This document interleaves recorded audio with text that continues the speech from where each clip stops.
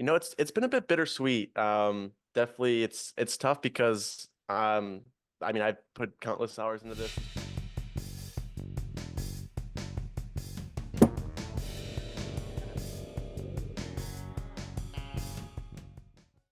Hey everyone, welcome back to another episode of the Communiqué Dart. Today, I'm joined by a very special guest. He is a very important member to the Communiqué. He is the current editor-in-chief, but after about another week or so, he'll be leaving us to go on to bigger and better things. He's also a current staff writer with the Pittsburgh Penguins and is also a contributor to Trainwreck Sports, which covers the Buffalo Sabres. Ladies and gentlemen, my guest is Carson Gates. Carson, thank you for joining me today. Thanks for having me here today, Gage. It's been I'm excited to do this. Yeah, so like I said, only about a week left until you leave us, until the new editor-in-chief Bella takes over. How you feeling?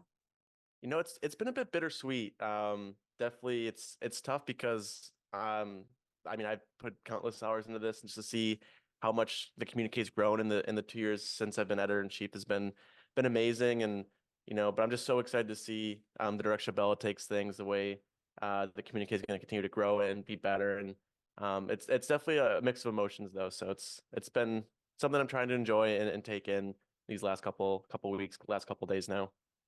So I heard you say something here about a week or two ago, and you said that when you came to Chatham, you were not a journalism major. You weren't looking to do anything journalism related. What did you want to do when you first came here, and what drew you to journalism?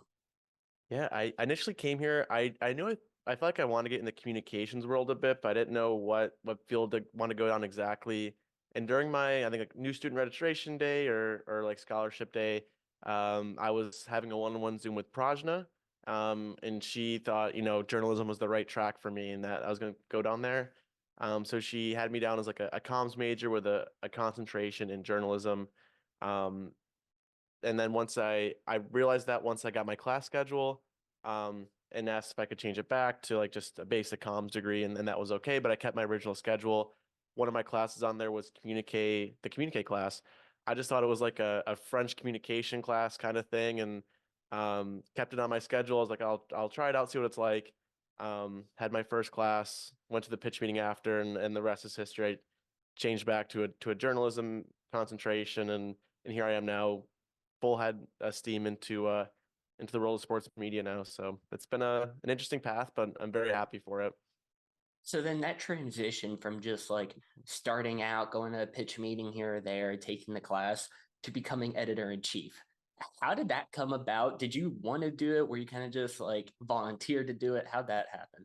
I didn't have any plan in place. Like even my first pitch meeting, I pitched a story that I thought could be a good story, and they gave it to me to do, and I was like, I have no idea what I'm doing. At that point, I've been out of like high school for about 3 years.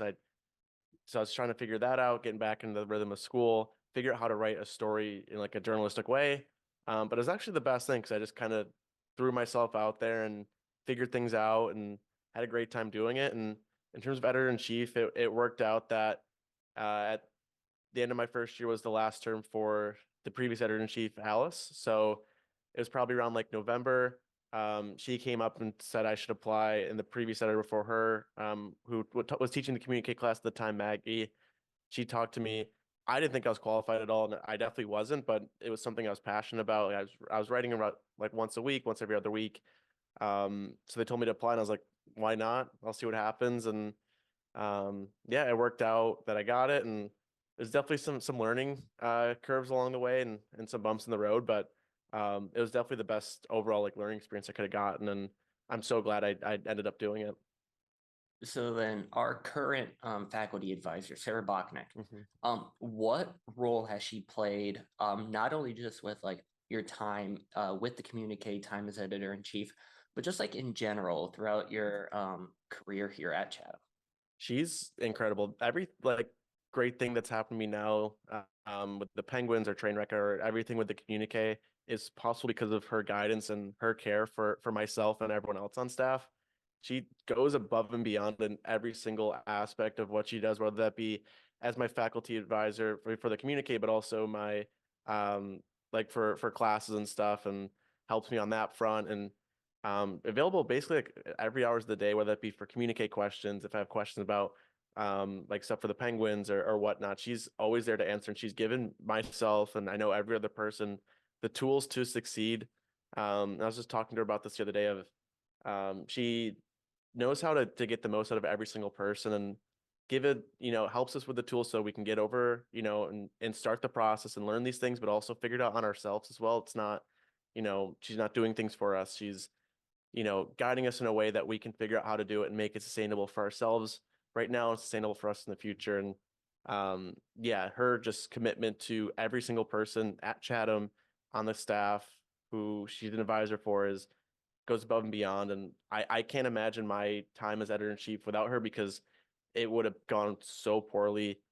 She was the perfect person to kind of, show me how journalism really works, and kind of corral things and keep us going in the right direction. And it paid off because now I feel confident enough in that front. And Bella's going to do a great job because of that. And hopefully it's been a big just snowball effect from that point on. So then within your time with the Communique, what has been like your most favorite or maybe your most memorable moment, and then maybe something that was like you didn't really like or your least favorite moment? Yeah, I think my favorite moments just kind of been maybe a bit broad. I can narrow it if you need me to, but just seeing everyone be friends outside of pitch meetings.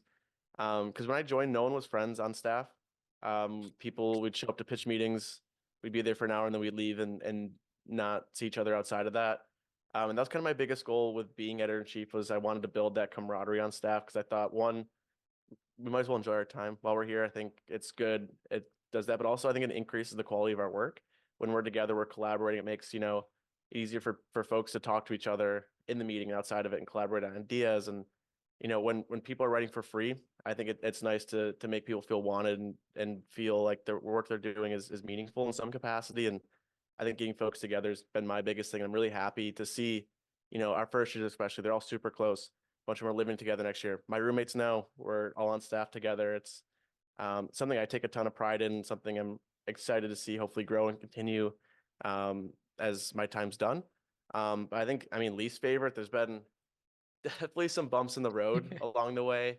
Um, I don't want to get too deep into the mud with some of it, but I think especially my first semester as editor in chief, there was just a lot of things I had to deal with outside of what I thought I would.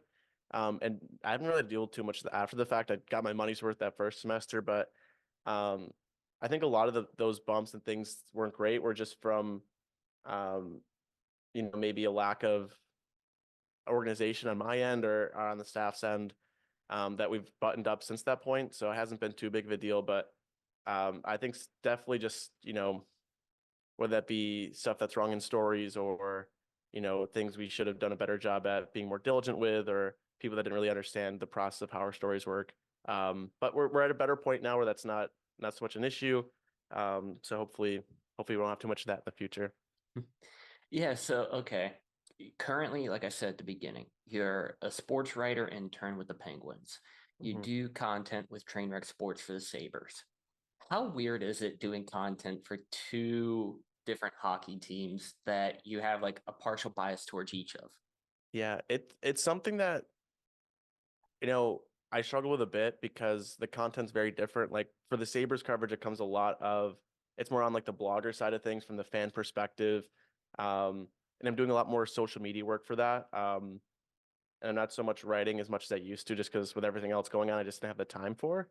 Mhm.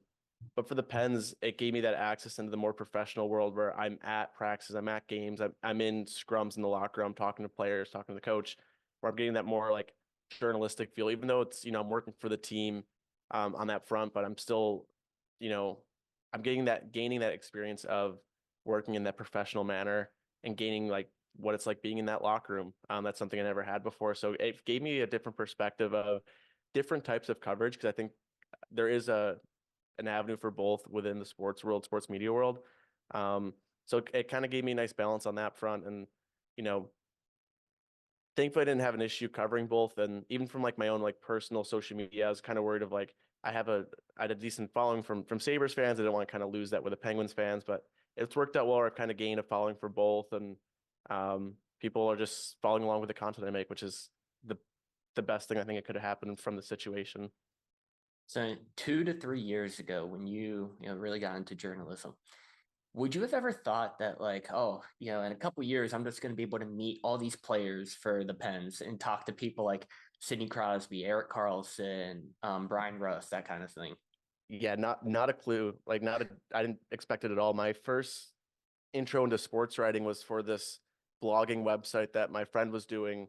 They're looking for a writer for the Sabres, so I threw my name in the hat and is I applied and got accepted through Twitter DM, so it was a pretty, official official thing, and the company ended up going under for nefarious reasons, and that was the best thing that could have happened because I it gave me a lot of tools into it, and somehow, like, I don't know, I live a very dumb life where things just kind of work out, and I jump from one thing to like the perfect situation.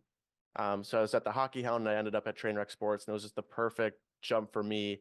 I gained just so much knowledge working at Trainwreck, and again, I didn't think I'd make the jump to, being in that locker room, being in that personal situation. But, I met one person through this random event who used to intern there and got me in contact with my boss now who was looking for an intern. And 2 weeks later I was hired and going toward it. So it was a very, very quick turnaround. And, that's kind of been, I feel like the nature of my life in media is just one door opens quickly and take it and see what happens from there. And thankfully, up to this point, things have worked out, and I've had a great group of people around me to be able to help me with all of it.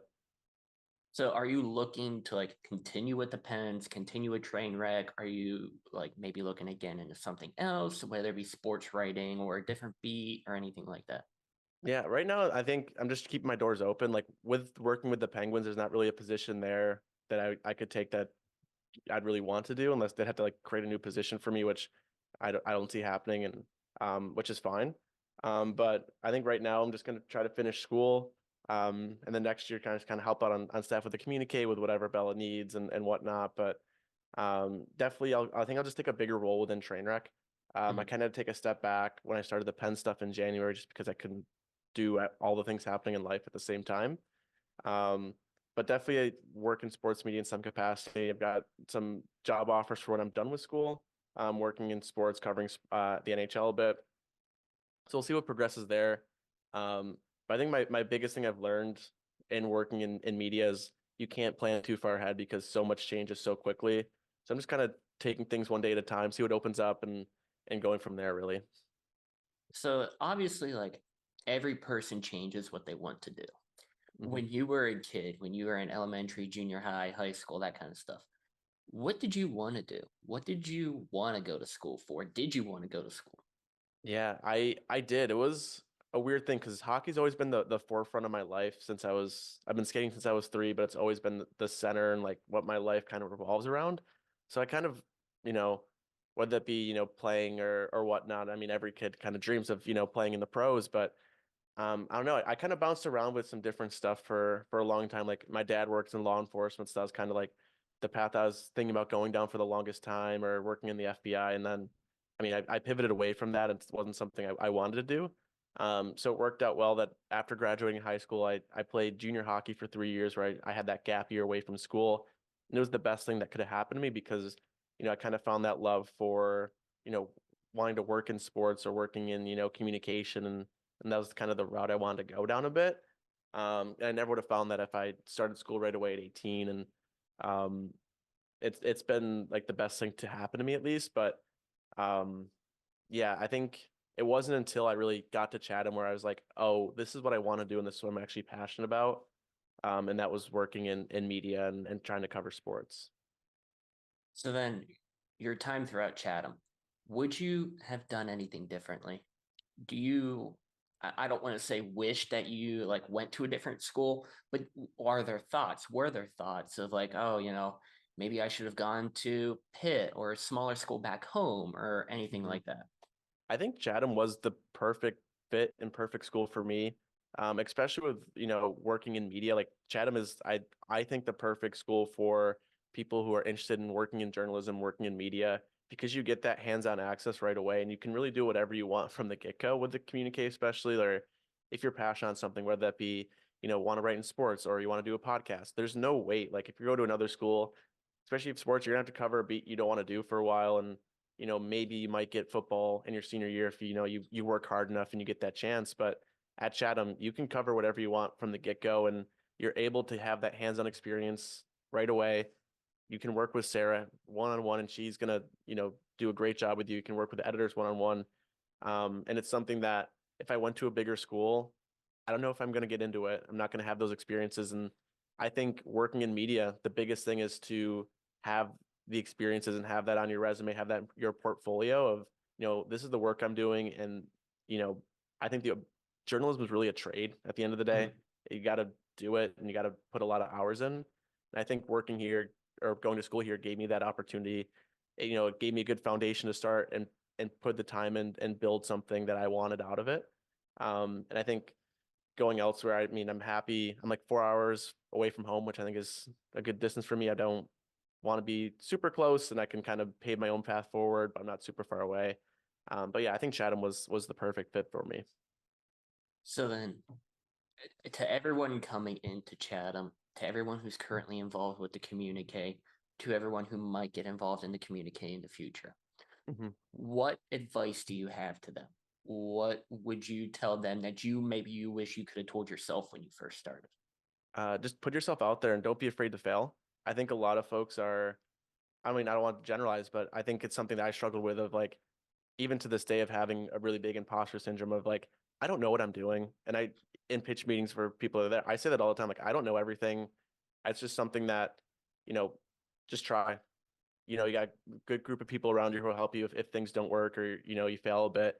But I think just try, put yourself out there. And that's the only reason I've, found some success in, media outside of Chatham is, you know, I don't feel like I'm qualified for anything that I do, but I'm like, I'll see what happens in the worst case scenario. I'm basically in the same spot. And it's worked for me so far. And, I think working at the Communiqué has given me that opportunity to fail. There's a lot of my stuff early on that's really, really bad. Like the initial quadcasts aren't the best things in the world, but they're fun.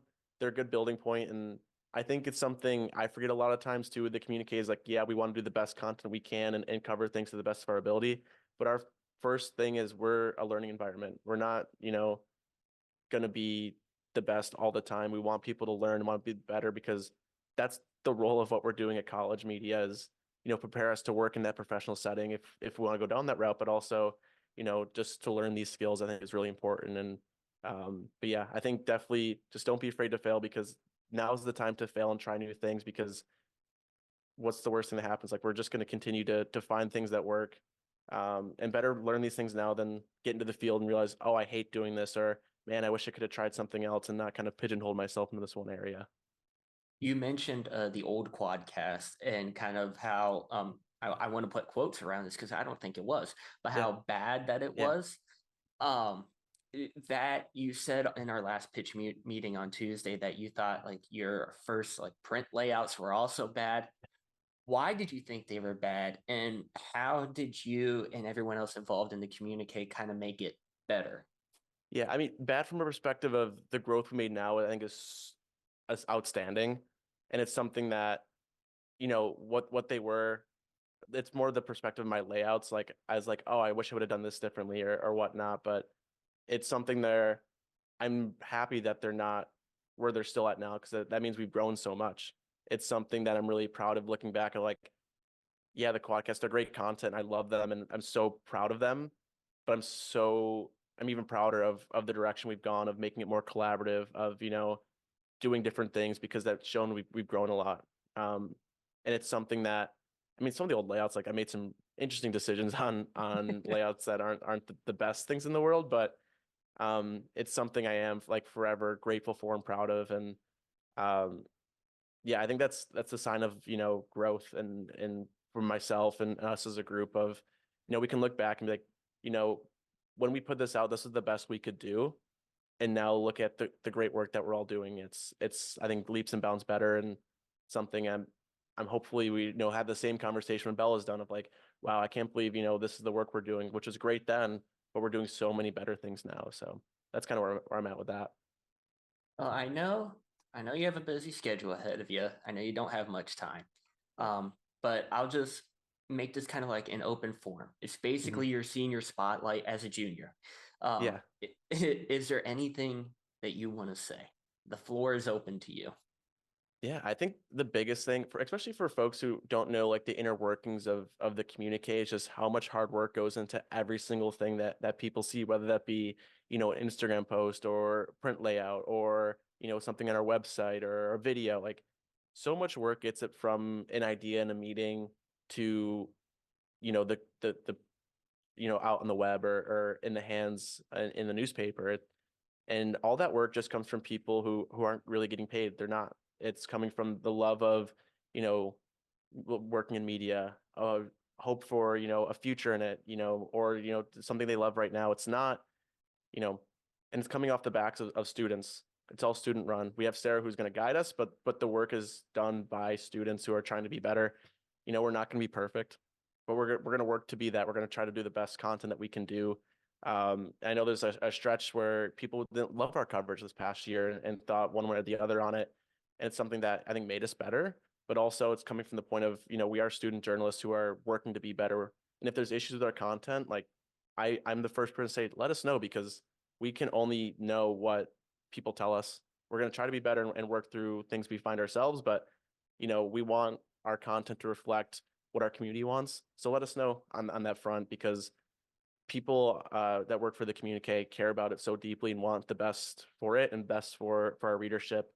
So I think, yeah, and if people want to contribute to that, the doors are always open. Email myself, carson.gates@chatham.edu or find us or DM us on Instagram, whatever it is, because we want as many voices on staff as possible and for people to express themselves, whether that be, with writing or video or podcasting or photography, because we want as many voices to cover Chatham as possible because at the end, we're all just students going to the same school. So if you want to talk about things, our door's always open. So then just wrapping up here, besides for the communique, is there any like social media handles you want to plug or anything, tell people to go follow? Yeah, like all my socials are at Gatesy35, Gatesy 35. But that's kind of that. In terms of like work stuff, you want to see like I think most of my work goes into like Trainwreck Sports. Find that on Instagram, Twitter, and our Sabres coverage is Crossing Swords. I run most of that social media. So if you want to see more stuff on that front, I've got a couple more stories coming out for the Penguins I'm working on now. So um, yeah, it's just a lot of that. But if you're not following the community already, there's some phenomenal work there from students who just trying to be better and yeah, work toward a better future. Yeah, everyone, go follow the Communique on Instagram at communique_cu. Go look at different news articles on the website, chathamcommunique.com. Carson, I want to thank you for your time. I want to wish you the best in your future. Thank you for everything that you've done for me and for everything with the Communique staff. Thank you so much, Gage. This has been a lot of fun, and I'm excited to see where things go for everyone on staff. Yeah, so thank you, and I'll talk to you later. Yeah.